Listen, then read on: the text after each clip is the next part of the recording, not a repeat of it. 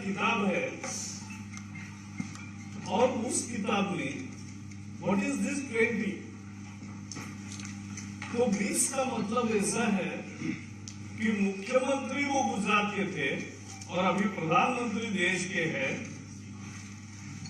लगातार लोकतंत्र के माध्यम से 21वीं साल में केंद्र और राज्य में दोनों जगह सरकार के प्रमुख बनने का एक तरह से दुनिया में ऐसा दूसरा किसी नेता का रिकॉर्ड नहीं हुआ है।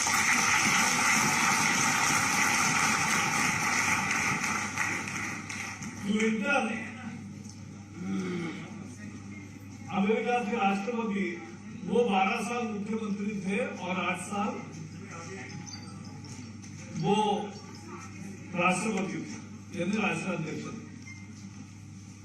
लेकिन ये तो 21 साल लगभग हो गए और ये केवल रिकॉर्ड या मैथमेटिकल ये नहीं है, ये संदेश है कि अगर सुशासन करोगे, सुशासन दोगे, तो जनता लगातार आपको विश्वास देती रहेगी और आप देश का भी कल्याण करोगे और जनता का भी कल्याण होगा। यही उनका संदेश है। आज भी यहां किताब बाहर है, कंसेशन में मिलेगा, अभी इंग्लिश में है, लेकिन सितंबर में हिंदी भी आएगा, कन्नड़ आ रहा है, गुजराती आ रहा है, मराठी आ रहा है, तमिल आ रहा है और अन्य भारतीय भाषाओं में भी अक्टूबर में आएगा। ये किताब आप जरूर पढ़िए, क्योंकि ये किसी एक लेखक ने मोदी जी का गुणगान करने के लिए लिखा किताब नहीं है। ये किताब की प्रस्तावना स्वर्गीय लता मंगेशकर ने दी है। नंदन नीलेकणी, सुधा मूर्ति, अनुपम खेर, अमित शाह, जयशंकर, अजीत डोभाल, अशोक गुलाटी, उदय कोटक, इंडस्ट्रियलिस्ट, ऐसे सभी लोगों ने इसमें लेख लिखे हैं। जो नॉन पॉलिटिकल और एक्सपर्ट्स लोग हैं उन्होंने लिखे। और क्या लिखा है? पढ़ने जैसा, क्योंकि वो अनुभव भी है, इंटरेक्शन भी है और मोदी के सुशासन का मंत्र है।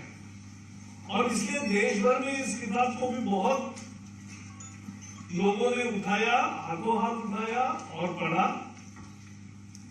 और अभी तक हमारी जो एक कमेटी नड्डा जी ने बनाई, तो हमने सभी देश में उसका काम शुरू किया। तो अभी तक 200 सभाएं हो गई है देश भर में और भी बहुत होने वाली है।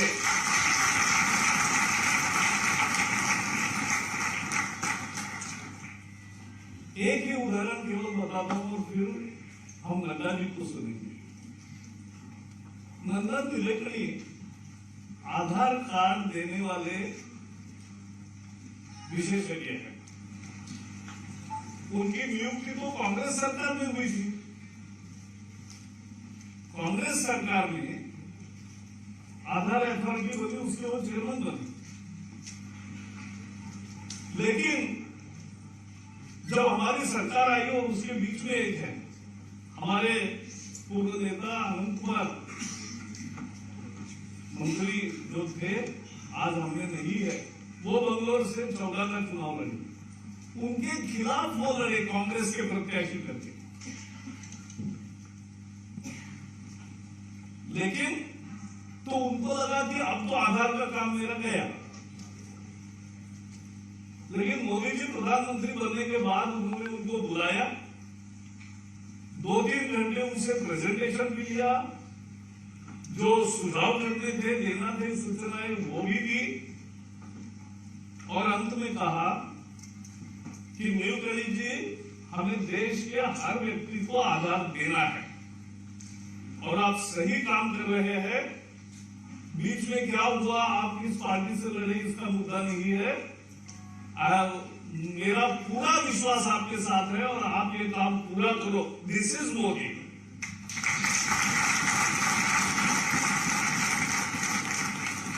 This is Modi's good governance model. और उसी की चर्चा हो, इसीलिए ये कार्यक्रम जगह जगह हो रहे, क्योंकि बाकी पार्टियों के लिए साथ केवल परिवारवाद है, हमारे साथ सुशासन है। और सुशासन का मंत्र जगाने वाला एक अद्भुत नेता, दुनिया का सबसे विश्वप्रिय नेता ऐसे है।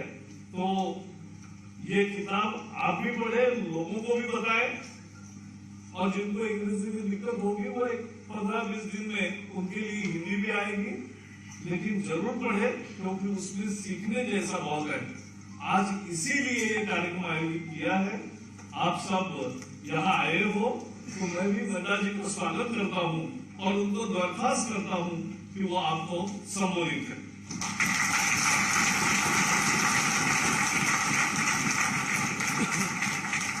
राष्ट्रीय अध्यक्ष आपको संबोधित करने वाले जोरदार तालियों का आपका स्वागत करें।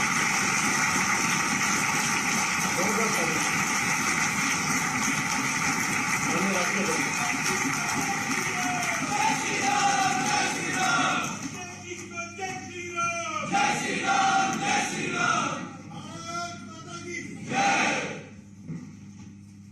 आज के इस कार्यक्रम में मंच पर उपस्थित हमारे वरिष्ठ साथी, जिनके साथ मुझे लंबे समय तक काम करने का सौभाग्य प्राप्त हुआ, पार्टी में भी और सरकार में भी।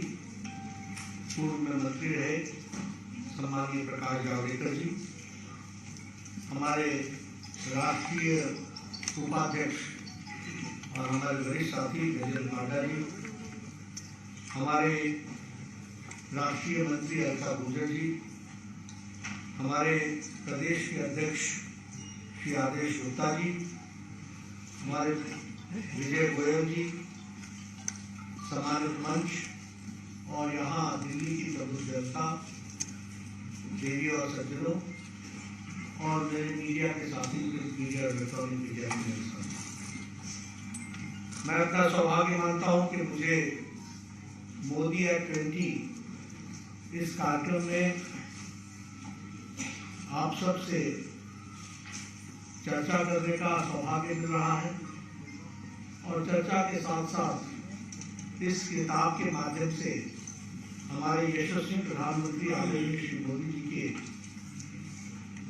कार्यशैली, उनकी राजनीति में देखने का नजरिया, उसको आपके सामने रखने का मुझे सौभाग्य मिल रहा है।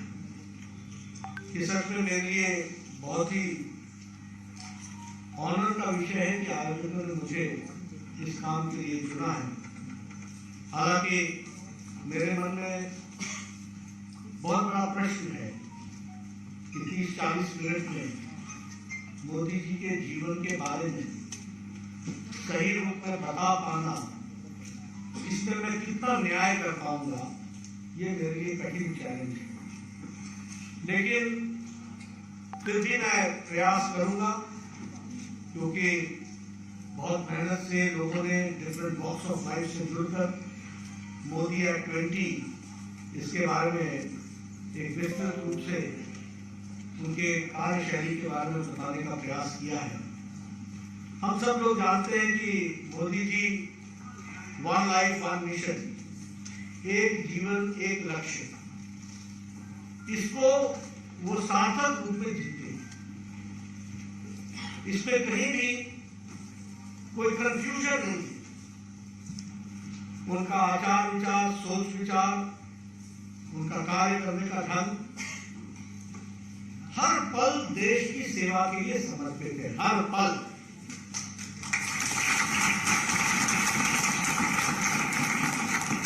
और ये कहने के लिए नहीं, ये हमने उनको देखा है। इसलिए ऐसे व्यक्तित्व के साथ न्याय कर पाना बड़ा कठिन होगा, लेकिन फिर भी मैं प्रयास करूंगा। अभी प्रकाश जी ने बताया कि मोदी एट 20 का मतलब 30 साल एडमिनिस्ट्रेटिव हेड, 20 साल एडमिनिस्ट्रेटिव हेड के रूप में, अब वो 21वां साल पूरा हुआ, लेकिन 20 साल पूरे होने पर यह पुस्तक को प्रस्तावित किया गया। दुनिया में इस तरीके से 20 साल 21 साल हेड ऑफ द स्टेट के रूप में काम करना, ये एक मिशन के रूप में जीते हुए मोदी जी ने इसको पूरा किया है, और यह अपने आप में एक रिकॉर्ड है, अद्वितीय रिकॉर्ड है। इस रिकॉर्ड को, और दूसरी बात कि हर दिन, हर साल, हर पल मोदी जी की पॉपुलैरिटी बढ़ती ही गई है। It is always on increase, all time increase. जब जब आप सर्वे कराते हो तो आप देखते हो कि सीटों का आंकड़ा भी बढ़ा हुआ है और उनकी पॉपुलैरिटी भी बढ़ी हुई है। यह मोदी जी का व्यक्तित्व है, इसको हमको समझना चाहिए। और इसलिए मैं ये मानता हूं कि जो उन्होंने जिस तरीके से जीवन को जिया है और जो इस पुस्तक में बहुत अच्छे तरीके से वर्णित है, मैं जरूर चाहूंगा कि हमारे मित्र इसको पढ़ें, खास करके जिनको सामाजिक विषय में रुचि हो, राजनीतिक विषय में रुचि। ये पढ़ने जैसा है, ये जीवन में समझने जैसा है। 50 साल का सार्वजनिक जीवन, 20 साल का एडमिनिस्ट्रेशन का जीवन, भ्रष्टाचार छू तक नहीं सकता, प्रॉपर्टी, और जो जीवन में एक, जिसे कहा जा सकता है कि एक ऑनेस्टी के साथ जीते हुए आगे बढ़ने का, लक्ष्य को पूरा करने का माध्यम बनना, यह कोई सीखे तो मोदी जी से सीखे। और उन्होंने जीवन की बहुत सी चीजों को, सोच को, समझ को, सबको बदलने का प्रयास किया। A leader with conviction, a leader with capacity, a leader who changes this is a paradigm shift. वो राजनीति के नजरिए को, देखने का नजरिए को भी बदल डालते हैं। इस बात को भी हमको समझना। और ये इतने सालों से कांग्रेस की सरकार थी, कांग्रेस, यही पाकिस्तान हमारा पड़ोसी, जब मर्जी तब, जब मर्जी तब, जब मर्जी तब, जब मर्जी तब। ये ऐसे प्रधानमंत्री निकले जिन्होंने कैलिकट के समुद्र के किनारे पब्लिक फंक्शन में कहा था कि तुमने जो किया है इसका जवाब जरूर मिलेगा, और मुंह तोड़ जवाब मिलेगा। और आपको मालूम है कि सर्जिकल स्ट्राइक हुई, पाकिस्तान को भाषा समझ में नहीं आई, बाद में उन्हीं की दूसरी घटना घट गई। और जब दूसरी घटना घट गई तो एयर स्ट्राइक हुई। तो उसके पहले क्या बोला उन्होंने? उन्होंने कहा, देखिए स्टेटमेंट्स को वॉच कीजिए, नेता के बारे में पता चलता है। उनका रिएक्शन था, तुमने बहुत बड़ी गलती कर दी है, तुम्हें इसका खमियाजा भुगतना पड़ेगा। और तीसरे दिन सर्जिकल एयर स्ट्राइक हो गई और वो भी ध्वस्त कर दिया गया। कन्विक्शन, बोलने से पहले सोचना, सोच के बोलना और बोल करके कर डालना। मैं जब वो स्टेटमेंट देख रहा था, मैंने उसी समय कह दिया, हुआ, अब रुक नहीं सकता। ये नेतृत्व के प्रति विश्वसनीयता। सरदार पटेल जहां काम को छोड़ करके चले गए, जम्मू कश्मीर, हम लोग 52-53 से हल्ला कर रहे हैं, एक देश में 2 निशान, 2 विधान, 2 प्रधान नहीं चलेंगे। लेकिन एक देश में एक विधान, एक प्रधान, एक संविधान मोदी जी ने करके दिया।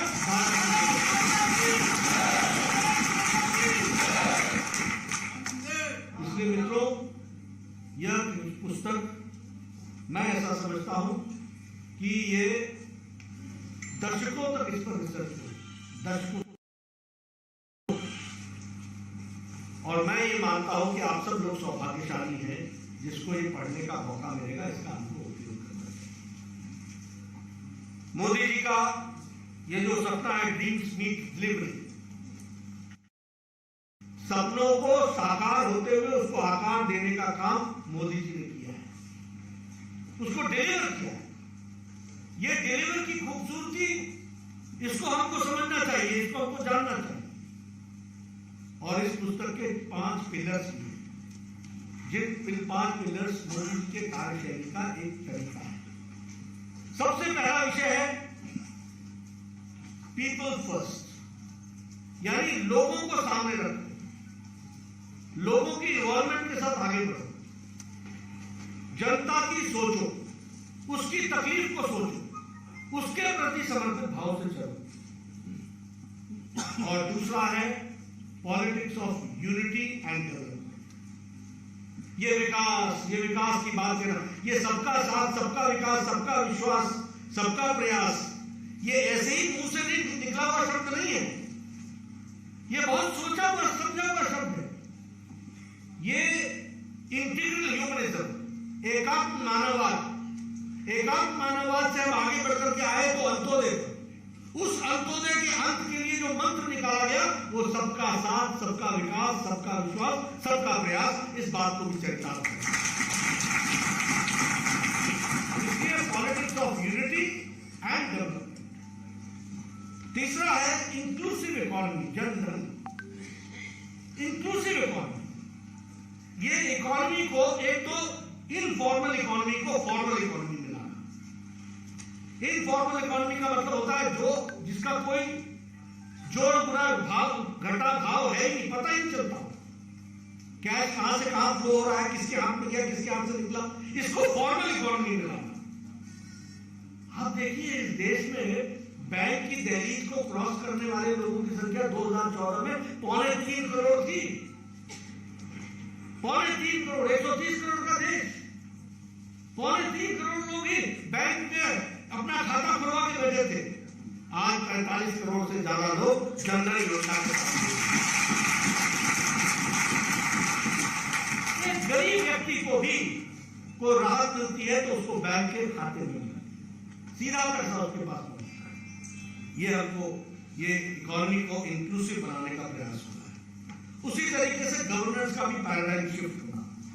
और तीसरा, हर एंगल में वसुधैव कुटुंबकम को ध्यान में, हम जो काम कर रहे हैं उसका देश का भला तो हो ही रहा, लेकिन देश के भला के साथ साथ मानवता का भी भला हो, दुनिया का भी भला हो, उसके साथ अपने आप को दिया। उदाहरण का बहुत दे सकता हूं। अब ये कोविड की बात कीजिए, अगर 200 करोड़ के डोज यहां लगे हैं वैक्सीन, तो 100 देशों को तो वैक्सीन मैत्री में आप लोगों ने वैक्सीन दी है, और जिसमें से लगभग 25 देशों को तो मुफ्त बांटी है, मुफ्त वैक्सीन दी है। ये हमारा, इसलिए इन 5 फाउंडेशंस पर, पिलर्स पर ये खड़ा, ये जो किताब को इलाबरेट किया गया है, उसको हम सबको जरूर उसको जानने चाहिए। ब्लू क्राफ्ट ने जो इसको ड्राफ्ट किया है उसको भी मैं बधाई देना चाहता हूं। उन्होंने इतने, जिस पर्सनालिटी का व्याप इतना बड़ा हो, उसको एक पुस्तक में समा लेना, ये बड़ा कठिन कार्य है और कोई एक व्यक्ति कर भी नहीं सकता था। इसलिए लगभग 22 लेखकों ने 21 चैप्टर्स में इसको लिखा है, और जिन लोगों ने लिखा है वो सब अपने अपने जीवन में, समाज में स्थान रखने वाले लोग, सब लोग अचीवर्स हैं। ये कोई ऐसा ही नहीं है कि किसी ने पकड़ करके इस किताब को लिख दिया। फिर चाहे अमित शाह जी हो, एस जयशंकर जी हो, हमारे अन्य प्रतिनिधि हो, हमारे अमीश जी त्रिपाठी हो, पी सिंधु हो, अजीत डोभाल जी हो, नंदन जी हो, सब लोगों ने, जिन लोगों ने जीवन में अचीव किया है, उन लोगों ने इसमें अपना पार्टिसिपेशन किया है। मैं उनको धन्यवाद भी देता हूं और उनको बधाई देता हूं कि उन्होंने बहुत अच्छे तरीके से, अपने अपने तरीके से मोदी जी के व्यक्तित्व को हम सबके सामने रखने का।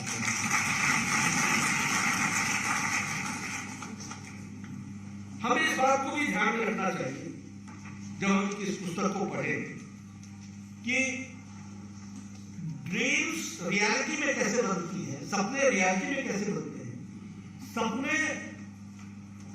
डिलीवर कैसे होते हैं, ड्रीम्स टू डिलीवरी। इसको अगर जानना हो तो प्रधानमंत्री मोदी जी के पॉलिसी मेकिंग प्रोसेस को भी इन्फॉर्मेशन करना चाहिए।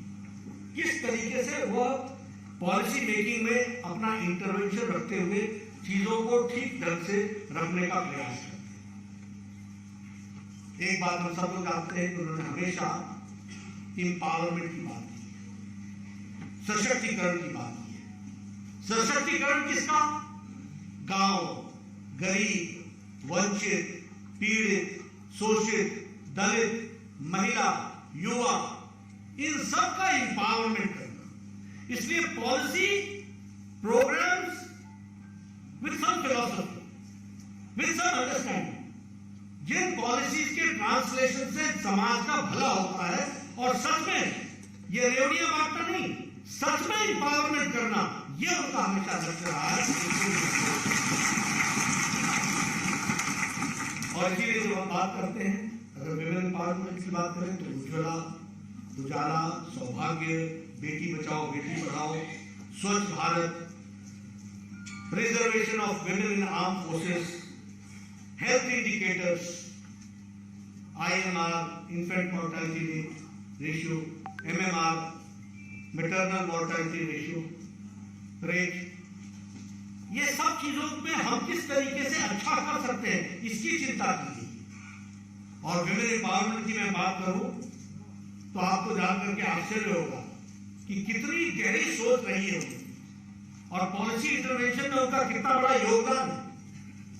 ये जो नेशनल हेल्थ मिशन आया, इसके पहले गुजरात में आदरणीय प्रधानमंत्री जी ने इस कॉन्सेप्ट को रखा कि जिस दिन से महिला गर्भवती होती है वहां से लेकर डिलीवरी तक की चिंता यह सरकार को करना है और उसकी व्यवस्था।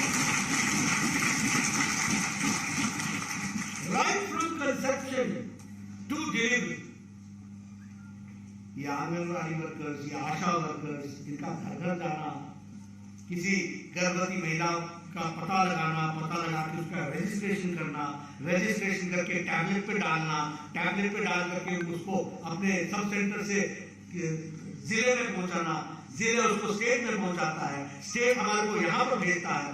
एक एक गर्भवती महिला का रिकॉर्ड इस तरीके से डिजिटल दुनिया में उसको इकट्ठा किया जाता है और फिर यहां से ट्रैकिंग सिस्टम, हमारा फोन वाला कॉल सेंटर से फोन करेगा, आपने ये वाली दवा ले ली कि नहीं, आशा वर्कर आई थी कि नहीं, आपको ये इंजेक्शन लग गया कि नहीं, पहले महीने में ये आपको टैबलेट मिल गई कि नहीं, यहां से ट्रैकिंग होती है। ये गवर्नेंस का मॉडल समझने लायक है,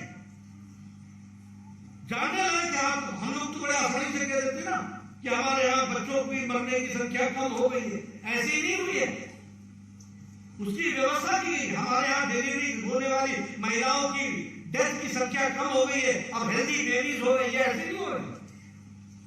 उनको हर तरीके की ट्रैकिंग करते हैं, ये वाला इस महीने में इंजेक्शन लगा कि नहीं लगा, आशा वर्कर जाती है उसको फीड करती है, फीड करके वो फीड हमारे तक पहुंचता है, यहाँ से ट्रैकिंग की जाती है, तब जाकर और फिर उसके बाद इंस्टीट्यूशनल डिलीवरी, मुफ्त में एम्बुलेंस भेज करके महिला को लाना, डिलीवरी करना, डिलीवरी नॉर्मल हो या सिजेरियन हो वो भी कराना और वापस घर छोड़ने तक की व्यवस्था और फिर आर्थिक रूप की सहायता भी दे करके उस महिला की डिलीवरी सुनिश्चित करना, ये भारत सरकार ने।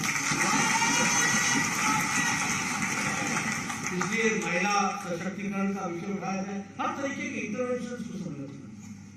अभी किसान की बात करते हैं, कभी किसी ने किसान की बात सोची कि किसान को भी उसकी मिट्टी कैसी है इसके बारे में जानकारी दी जाए। सॉइल हेल्थ कार्ड्स, आज 28 करोड़ से ज्यादा सॉइल हेल्थ कार्ड डिस्ट्रीब्यूट हो चुके हैं।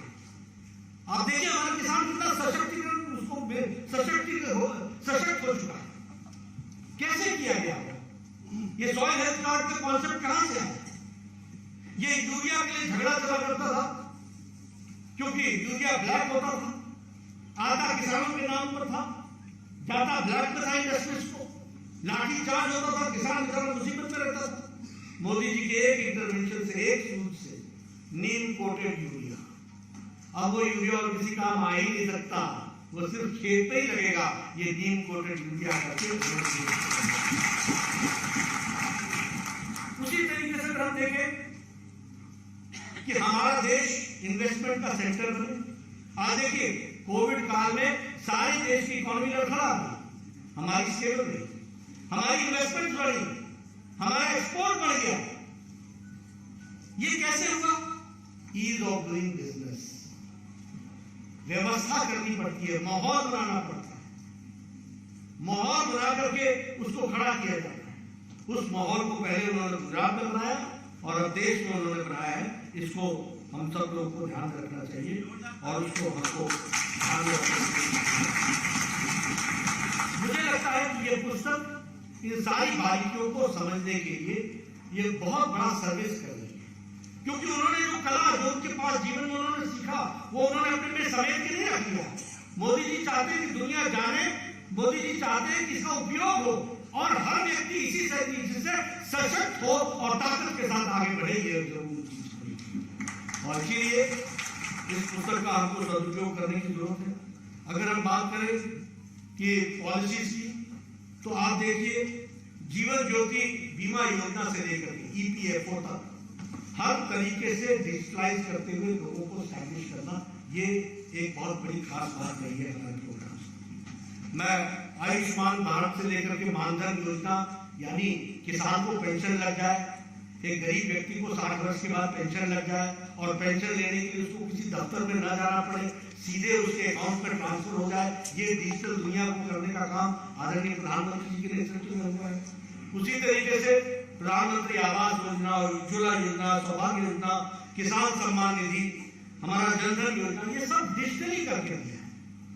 अभी अभी मुझे शायद डेट ठीक याद है कि नहीं, 31 मई था जब 11वीं किश्त 11th किश्त किसान सम्मान निधि की 2,000 रुपए वाली, उसकी 11वीं किश्त प्रधानमंत्री मोदी जी ने शिमला के रिज मैदान से एक बटन दबा करके उसको 11वीं किश्त को रिलीज किया। एक बटन। और आपको मालूम है 11 करोड़ किसानों को 15 मिनट के अंदर, विद इन 15 मिनट्स 27,000 करोड़ रुपए उनके खातों में पहुंच गए। ये आपने देखा वो स्क्रॉल चल रहा था, कितनी तेजी से कितने लोगों के खातों में ये बैंक का पैसा पहुंच गया। ये डिजिटल वर्ल्ड को इस तरीके से देखने का प्रयास किया गया। अभी हम लोगों ने 200 करोड़ का वैक्सीनेशन प्रोग्राम को कवर कर दिया। आपको लगता होगा हाँ हो गया, ऐसे नहीं हुआ है। इसके लिए उन्होंने कहा था कि we will make India best in digital, we will make India best in digital payments, and he did it. वो करके दिखाया है। इसको भी आपको मोदी जी जिंदाबाद, मोदी जी जिंदाबाद।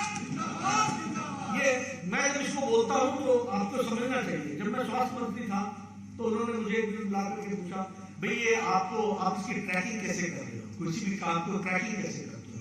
मैंने कहा अभी तो कोई व्यवस्था नहीं है, स्टेट्स जो होती हैं वही इसको डिजिटली करती हैं और इसी तरीके से हम लोग देखते हैं। बोले नहीं, इसका कोई व्यवस्था करो जिसमें चेक होना चाहिए सारी चीजें कैसी हो सकती।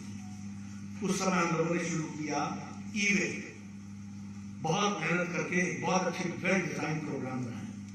उसमें वो क्या था, ई-वे क्या था कि इलेक्ट्रॉनिक वैक्सीन इंटेलिजेंस नेटवर्क। एक जो हमारी वैक्सीन यहां से चलती है उसको कोल्ड स्टोरेज में रह करके ही पहुंचनी चाहिए अब तक, चाहे वो आप लाहौल स्पीति के लद्दाख में पहुंचाना हो, चाहे आपको गढ़चिरौली के जंगलों में पहुंचाना हो, चाहे आपको मलाला के पहाड़ों पर पहुंचाना हो, चाहे आपको छोटा बंगाल कहीं पर पहुंचाना हो, एक टेम्परेचर में पहुंचना है। अब इसको कैसे ट्रैक किया? तो उन्होंने 2 तरीके उसमें इस्तेमाल किए। एक, जिस समय ये टेम्परेचर से बाहर निकलेगा इसका रंग बदल जाए। दूसरा, ये वेस्ट हो जाए। दूसरा, हर ट्रैकिंग पॉइंट को इलेक्ट्रॉनिकली इसको ट्रैक करें, तो बना ई-विन। और ये ई-विन काम आया कोविड में। जब कोविड आया तो उस समय डिजिटली अपना रजिस्ट्रेशन कराओ, डिजिटली ही अपना अपॉइंटमेंट ले लो, डिजिटली आप अपना वैक्सीनेशन करा लो और डिजिटली आप वैक्सीन का सर्टिफिकेट भी ले लो। ये काम करके 200 करोड़। अब जैसे मुझे उन्होंने इवेंट के लिए कहा था तो मेरे दिमाग में तो बैठ नहीं रहा था कि इससे होगा क्या, इससे होगा क्या। इससे यही हुआ कि देश के काम में ये जब आपत्ति का समय आया, अब जैसे ये जनधन योजना, हम लोग सबको कांग्रेस के लोग तो मजाक बनाते थे, ये खाते खुलवा के क्या होगा, खाते खुलवा के क्या होगा। 20 करोड़ बहनों को 3 महीने तक मोदी जी ने कोविड के लॉकडाउन में उनके खाते में 500 रुपए पहुंचाए, 20 करोड़। न पोस्टमैन, न मनी ऑर्डर, न पोस्ट ऑफिस, न व्यक्ति बीच में, इधर मोदी जी और उधर वो बहन जिसको 500 रुपए मिल रहे थे। 1000 रुपए हमारे जो विकलांग भाई थे उनके यहाँ 3 महीने तक पहुंचाएंगे। ये डिजिटल दुनिया की फर्क आया है, उसको भी हमको समझना चाहिए और जानना चाहिए। अभी अगर हम बात करें आयुष्मान भारत, इसमें मुझे काम करने का मौका मिला प्रधानमंत्री के साथ। आप देखिए, अब ये भी आप समझने लायक चीज है।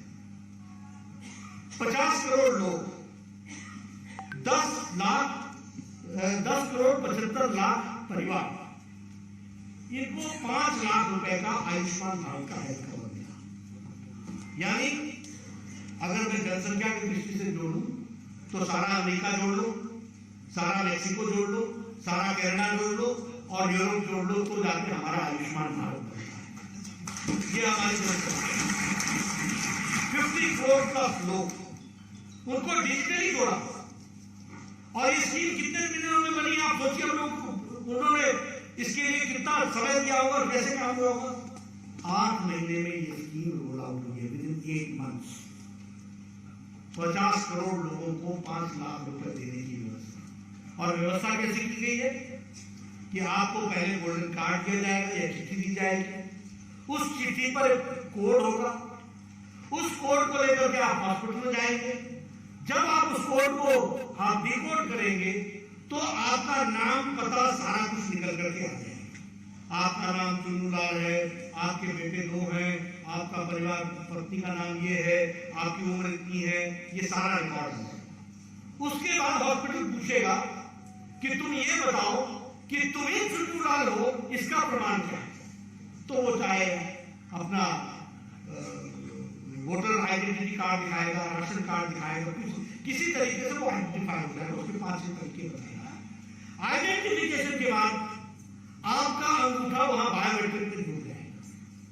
इस अंगूठे के जुड़ने के बाद आप आयुष्मान भारत की सेवा, दुनिया के किसी भी आयुष्मान भारत जहां फैसिलिटी होती है, उस हॉस्पिटल में जाकर के सिर्फ आप अपना अंगूठा लगा करके आप अपनी सेवाएं ले सकते हैं।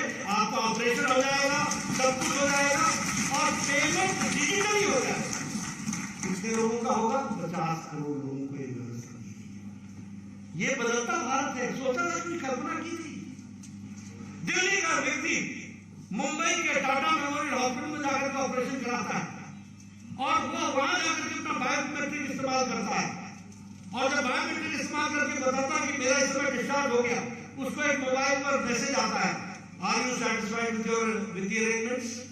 आपका ऑपरेशन हुआ है, आपने जैसे ही यस किया वैसे ही पैसा भारत सरकार का दिल्ली से होता हुआ मुंबई और मुंबई हॉस्पिटल में पहुंच जाता है। इस तरीके की व्यवस्था। और आपको जान करके आश्चर्य होगा कि इस योजना के लिए प्रधानमंत्री जी ने खुद 6 महीने के अंदर लगभग 15 से 20 मीटिंग्स की। हर छोटी बड़ी बात, हर बात की पूर्ण, इसका कैसे इंतजाम करोगे, इसका कैसे इंतजाम करोगे, इसको कैसे ठीक करोगे। यानी पॉलिसी और प्रोग्राम का सेफ्टी मेजर की भी चिंता की गई। इसमें डुप्लीकेशन कैसे अगर होगा तो उसको कैसे बचाओगे, इसमें फ्रॉड अगर होगा तो उसको कैसे बचाओगे, पैसा सही व्यक्ति को जा रहा है नहीं जा रहा है, इसको कैसे पता करोगे, उन्होंने सच में ऑपरेशन किया कि नहीं किया, इसको कैसे पता करोगे। ये मोदी जी की खासियत है। हमारे यहाँ क्या होता है, देख लेना भाई, देख लेना भाई, देख लेना भाई। वही पहले क्या चलता था, जागते रहो और सब सोते रहो। यही होता था ना। अपना उठे, एक नारा लगा दिया, जागते रहो, अगले ने सुना बोला जागते रहो, फिर सो गए। इधर प्रधानमंत्री मोदी जी इन बारीकियों को 15 to 20 मीटिंग्स लेना और मीटिंग में बारीकियों पर चर्चा करना, अफसरों से पूछना, अभी तक कहां पहुंचे, अभी तक कहां पहुंचे, अभी तक कहां पहुंचे, कैसे करोगे, कैसे इसको इंप्रूव करोगे। तो ये चीजें हमको उनके चीजों से समझने में सुविधा भी होती है और जानकारी भी होती है। एक एस्पेक्ट उनका जन भागीदारी का होता है। कोई भी काम उन्होंने किया उसमें हमेशा पीपल फर्स्ट जन भागीदारी, पीपल्स पार्टिसिपेशन। कोई रिफॉर्म्स लाते हो, प्रोग्राम लाते हो, उसको आप जनता के बीच में रखो, उसकी डिस्कशन होने दो, उसमें सजेशन सुनो। हमारे यहाँ 2 पॉलिसीज आई, national health policy, national education policy. अब मुझे आंकड़े नहीं याद है, लेकिन लाखों में सजेशन आए, लाखों में। प्रकाश जी ज्यादा बेहतर बता सकेंगे एजुकेशन के बारे में, शिक्षा के बारे में। मुझे इतना याद है कि लगभग 300 सेमिनार हुए थे, 300 सेमिनार, हर छोटी बड़ी बात को चिंता की और चिंता करके समावेश किया, समावेश करके। इसलिए पीपल्स पार्टिसिपेशन, स्टेक होल्डर्स की पार्टिसिपेशन, जन भागीदारी। ये जीएसटी का रिफॉर्म्स आया, इतना बड़ा रिफॉर्म्स आया, आप बताइए तो जन भागीदारी पूरी हुई कि नहीं? सब छोटी बड़ी, यानी ट्रक के ड्राइवर को जीएसटी से क्या लाभ हो सकता है, यहां से लेकर ट्रक के मालिक को इससे क्या लाभ होता है, यहां से लेकर प्रोड्यूसर्स को इसका लाभ कैसे मिल सकता है, और बेचने वाले को सरलीकरण कैसे हो सकता है, और खरीदार को क्या फायदा हो सकता है। इन सब की समस्याओं को समझ करके जीएसटी की जन भागीदारी में इन्वॉल्वमेंट करते हुए आगे बढ़ने का काम हुआ। ये आपको अभी प्रकाश जी ने आपको बता ही दिया नंदन हमारे नीले करीब के बारे में। उन्होंने कभी नहीं सोचा था, और मोदी जी इतने ओपन माइंड थे, जिसने आधार बनाया, जो उनके जो हमारी पार्टी के कैंडिडेट आनंद कुमार के खिलाफ रहा, उसने सोचा मेरा आधार तो गया, अब मैं तो साफ, ये सोच थी उनकी। लेकिन प्रधानमंत्री जी ने इस आधार को उससे समझा, कहा कैरी ऑन विद इट, और इतना ही नहीं, ये भी कहा कि मैं आधार को यही नहीं रोकूंगा, ये आइडेंटिटी कार्ड ही नहीं है, ये सारी स्कीम्स के साथ इसको सीड इन करूंगा और आधार को ही आधार बना करके आगे बढ़ूंगा। इस तरीके से इसलिए ये सोच, लक्ष्य, एक जीवन एक लक्ष्य, लक्ष्य किसके लिए, लोगों के लिए, और लोगों के लिए। तो फिर अगर नंदन ने काम किया, अच्छा काम किया, तो उसकी भी प्रशंसा होनी चाहिए, उसको भी मान करके चलेंगे, उसको भी आगे बढ़ेंगे। शोभना जी ने जन भागीदारी की बात की। अब देखिए स्वच्छता अभियान, स्वच्छता अभियान का असर क्या पड़ा कि बेटा बच्चे को, बेटा बाप को समझाने लगा है, यहां मत थूको, पान मत खाओ, गाड़ी खोल करके थूकना मना है। ये चीजें, ये यानी देश के कॉन्शियस में ही नहीं थी, देश के सोच में ही नहीं थी, लेकिन पीपल्स पार्टिसिपेशन के माध्यम से होते हैं। ये स्वच्छता अभियान, ये जीवन शैली है, ये जीने का तरीका है। और कांग्रेस के लोग मखौल उड़ा रहे, मोदी जी ये प्लास्टिक के बोतलें उठा रहे हैं, बोतल ही नहीं उठा रहे हैं, वो इस देश को उठा रहे हैं और देश की सोच को उठा रहे हैं।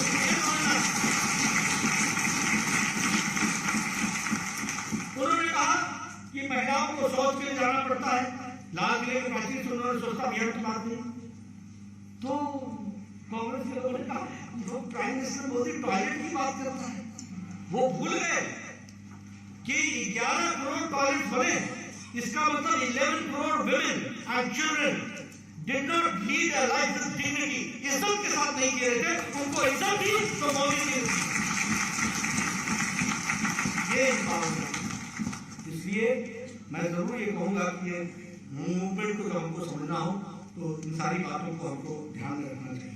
हमारे अमीश त्रिपाठी जी ने बहुत अच्छे तरीके से कहा कि Modi ji have not only developed nation state but civilizational state. उन्होंने संस्कृति को जोड़ा, यूनिवर्सल ब्रदरहुड को जोड़ा, दुनिया के सामने भारत का हेरिटेज रखा है, उन्होंने दुनिया के सामने भारत का भातृत्व रखा है, भाईचारा रखा है, उन्होंने दुनिया के सामने भारत का आर्ट रखा है, उसका कल्चर रखा है, उसका सिविलाइजेशन रखा है।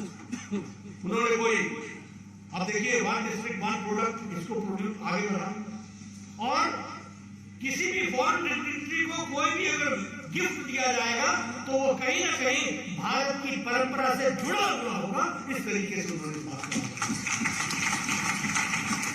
तो ये जो सोच है, उस सोच में फिर चाहे वो हैंडीक्राफ्ट हो, फिर चाहे वो अब हमारा एजुकेशन सिस्टम है, इंडियन न्यू एजुकेशन पॉलिसी, कभी किसी ने सोचा था कि भारतीय भाषाओं में पढ़ाया जाएगा? नई एजुकेशन पॉलिसी में भारतीय भाषाओं में, रीजनल लैंग्वेज में पढ़ाया जाएगा, ताकि भारत का बच्चा आगे बढ़े। और फिर वो जब बढ़ जाता है तो ठीक है, जो लैंग्वेज की जरूरत हो। तो इसलिए इतना ही नहीं, हर चीजों में उसको जोड़ने का प्रयास किया है। अमित शाह जी की जो उसमें आर्टिकल है वो पढ़ने लायक है। उन्होंने मोदी जी के जीवन में किस तरीके से कैसे कैसे वो आगे बढ़े और कैसे कैसे उन्होंने सारी चीजों को रखा है, उसको बहुत खूबसूरती से उन्होंने रखा। लेकिन आज जो हम बोलते हैं, अभी हमारे बच्चे करा रहे थे, दुनिया की सबसे बड़ी पार्टी का नेतृत्व। अब इसकी कहानी उस कहानी में, उस पुस्तक में अमित शाह जी के आर्टिकल में है। वो अध्यक्ष थे, वो गए मोदी से मिले, उन्होंने कहा हमारी मेंबरशिप शुरू हो रही है, मेंबरशिप ड्राइव शुरू हो रही है और मेंबरशिप ड्राइव में हम लोग डिस्कस करें। मोदी जी ने तुरंत कहा, देखो भाई, वो घिसे पीटे तरीके से मेंबरशिप नहीं करती। मेंबर कौन बनाता है? मेंबर बनाता है। मेंबर कहाँ होता है? जहां कार्यकर्ता होता है। तो जहां कार्यकर्ता होता है वहीं तुम कार्यकर्ता बनाते हो। जहां तुम नहीं हो वहां कैसे पहुंचोगे? वहां तो तुम पहुंचते नहीं हो। कोई नया तरीका ढूंढना, पार्टी को बड़ा करना, जहां नहीं है और जहां लोग हमारे साथ जुड़ना चाहते हैं उनको। उन्होंने कहा कि आपको स्कीम सोच के रहिए। हम लोग, मैं उस समय जनरल सेक्रेटरी था, आदरणीय अमित शाह जी कार्यालय आए, वापस लौटे। हमने कहा मेंबरशिप ड्राइव शुरू करो ना, नए सिरे से सोचना होगा साहब, नया करें। फिर बैठे, बोले डिजिटली करना। फिर बैठे, डिजिटल दुनिया के लोगों को, एक्सपर्ट्स को बुलाया कि हम मिस कॉल से बना सकते हैं क्या, मिस कॉल से 2 आदमी ना बने इसकी चिंता कर सकते हैं क्या, फ्रॉड ना हो इसकी चिंता कर सकते हैं। बहुत अच्छे से डिजाइन करके फिर उसके बाद मिस कॉल से, यानी कोई व्यक्ति किसी भी जगह पर हो, वो एक डिक्लेयर्ड नंबर पर जब करता है तो हमारी मेंबरशिप करती है। और इस मेंबरशिप के साथ उन्होंने तुरंत टोका, जब हम लोग दूसरी मीटिंग में प्रेजेंटेशन दे गए, भाई इसका मतलब ये नहीं कि यही समाप्त होना है। जो नंबर आता है उसको वेरीफाई करके, कार्यकर्ता को भेज करके उसको वहां पर वेरीफाई करना है, तब जाकर के परमानेंट मेंबर बनेगा। इसकी चिंता करना। और इस तरीके से हम 11 करोड़ हमारे डिजिटल वर्ल्ड में 11 करोड़ हमारे, और इस बार 6 करोड़ और जुड़े, हम 17 करोड़ तक पहुंच गए, 17.5 करोड़।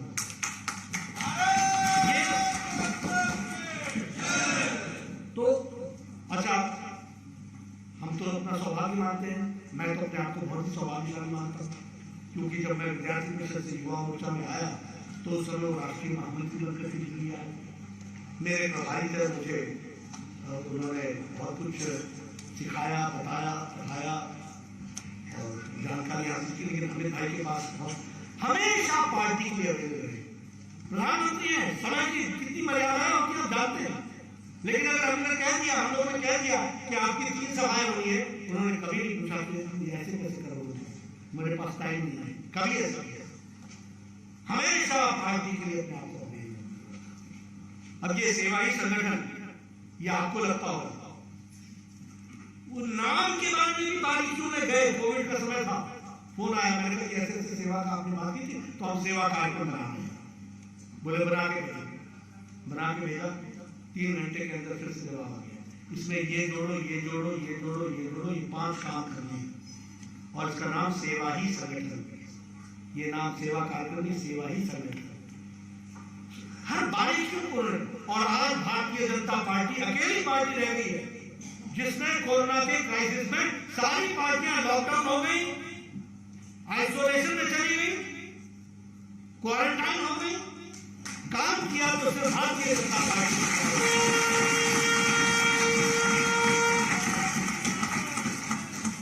अभी एस जयशंकर अपने लेख में लिखते हैं कि वो बतौर मुख्यमंत्री चाइना गए, ये वहां सचिव थे, एम्बेसडर थे चाइना में।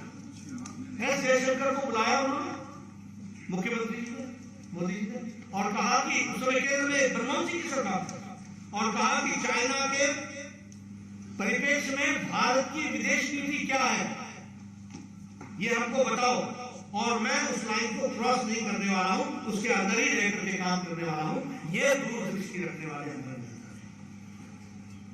इसको समझना चाहिए। मुझे याद है जब मैं विधानसभा में विपक्ष का नेता बना, वो मेरे प्रभारी बने हिमाचल, पहले बार मीटिंग हुई, उनका तुम कैसे करते हो विपक्ष का काम? मैंने कहा ऐसे करते, ये आता है वो आता है, इस तरीके से करते हैं, लोगों को जोड़ते हैं। बोला तुम्हारे पास कोई साइंटिफिक तरीका है? मेरे पास साइंटिफिक तो नहीं है, इकट्ठा करते रहते, जो मिलता है वो खाते। बोले अपने ऑफिस को इक्विप करो, हर दिन की अखबार निकालो, हर दिन के अखबारों पर रिसर्च करो, सरकार के जो विपक्ष के नेता सरकार के विरुद्ध में चलने वाला हर न्यूज आइटम को बनाओ, बना के एनलिस्ट करो। एनलिस्ट करने के बाद जब विधानसभा का सेशन लगे तो जिस पर सबसे ज्यादा चर्चा लोगों ने अखबारों में मांग की है वहां से चर्चा शुरू करो। दूसरी बार आए तो उन्होंने कहा तुमने जिले घूमे? मैंने कहा घूमता रहता, ऐसे नहीं घूमना, नोटिफाई करो कि फलानी तारीख को फलाने बजे मैं नाहन के सर्किट हाउस में आऊंगा। जिन लोगों को भी सरकार से कोई नाराजगी है या कोई प्रश्न है जो पूछना चाहता है वो आकर के मुझसे मिले, विपक्ष के नेता के रूप में मैं उसको विधानसभा में सुनने का प्रयास करूंगा। और मैंने काम शुरू किया। सच में मैं 1 महीने के अंदर एस्टैब्लिश विपक्ष का नेता बन गया। एस्टैब्लिश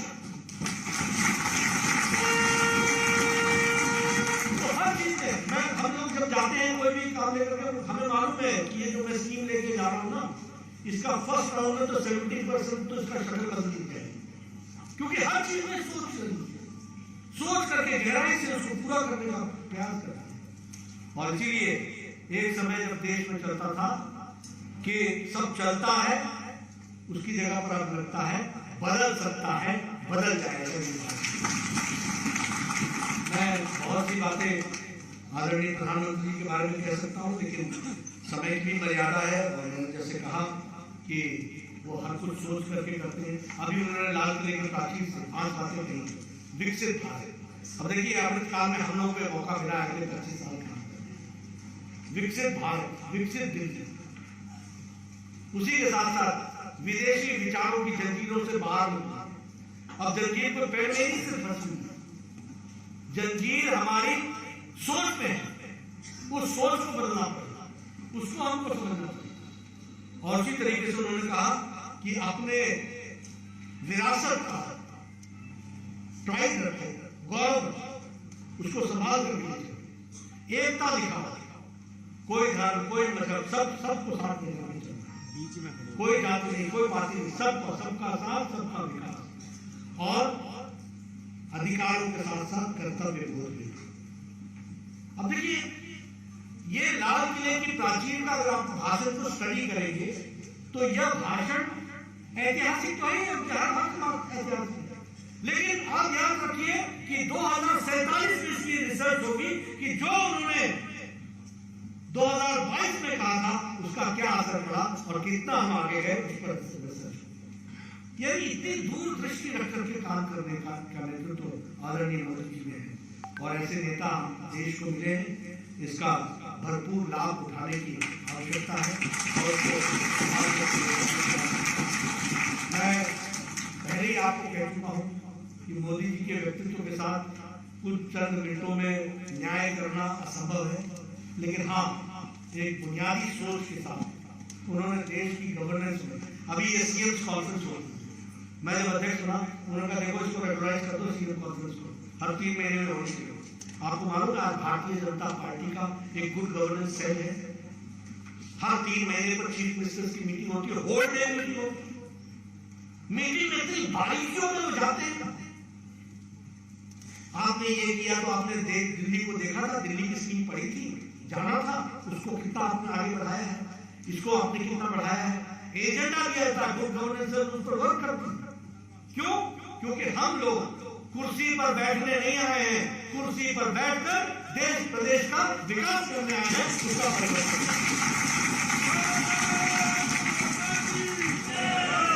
इसलिए परफॉर्म करो, रिफॉर्म करो, ट्रांसफॉर्म करो, ये उनका उद्देश्य थे। मित्रों हम सब लोग जैसे मैंने कहा कि भाग्यशाली है कि उनके नेतृत्व में हम सब लोग को देश को आगे बढ़ने का मौका मिल रहा है। हम इस किताब को अमित शाह जी ने इसे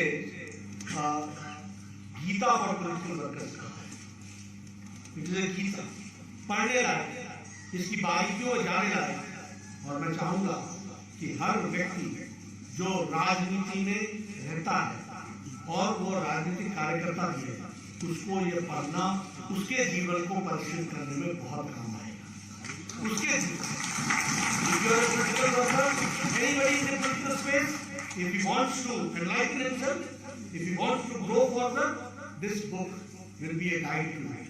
तो मुझे लगता है कि आप सब इसका उपयोग करें और मैं प्रकाश जी को विशेष करके धन्यवाद देना चाहता हूँ, जो बड़ी तन्मयता और मेहनत के साथ इस काम को कर रहे हैं और उसमें उन्होंने मुझे भी जोड़ा है और मुझसे भी निवेदन किया था कि मैं आऊँ, तो मैं आप सबके बीच में आया, प्रयास मैंने किया है।